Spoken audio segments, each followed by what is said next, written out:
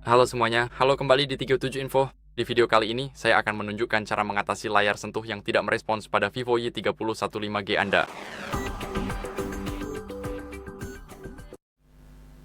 Jadi pertama, yang perlu kalian lakukan adalah melepas pelindung layar atau casing, dan izinkan saya jelaskan alasannya.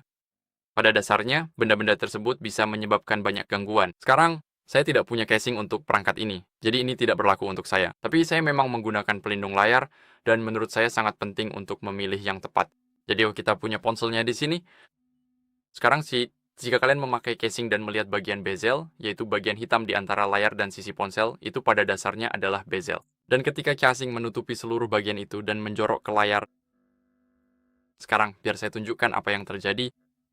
Pada dasarnya, ada sesuatu yang menekan layar, dan kamu tidak akan bisa menggunakan perangkat dengan baik. Seperti yang kalian lihat mungkin akan terasa agak lambat, bisa jadi layarnya tidak responsif.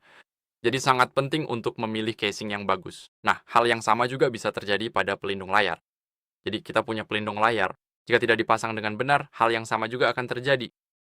Terkadang jika pelindung layar kamu melebar sampai ke sisi-sisi ponsel, hal yang sama bisa terjadi di sini, dan layarnya jadi kurang responsif terhadap sentuhan. Maksud saya, kamu masih bisa melakukan sesuatu tapi jelas tidak sebaik biasanya.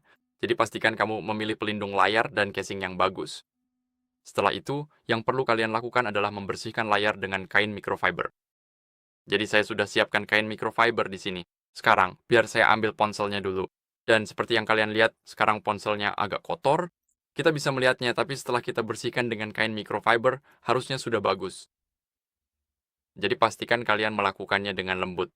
Pastikan juga kalian tidak menekan terlalu keras ke ponsel, dan jangan sampai merusaknya.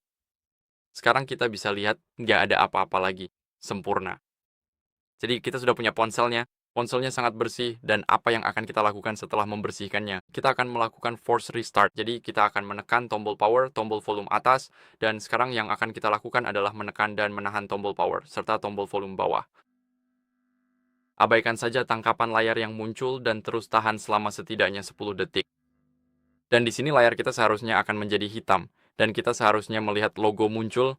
Jadi sekarang kita bisa melepaskan tombol setelah melihat logo, dan sekarang ponselnya sedang menyala kembali. Sekarang setelah force restart, yang akan kita lakukan adalah memperbarui perangkat lunak kita untuk memperbaiki masalah apapun.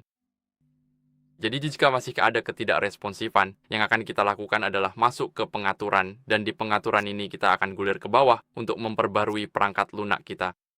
Jadi kita akan masuk ke sini, pergi ke pembaruan sistem yang hampir di bagian bawah, dan seperti yang kalian lihat, kita seharusnya bisa melihat hasilnya tepat di bagian bawah sini. Jadi sekarang saya sudah menggunakan versi terbaru, dan jika kalian belum, saya sarankan untuk memperbaruinya. Sangat penting untuk selalu saya menggunakan versi terbaru, agar tidak ada bug lama di perangkat kalian.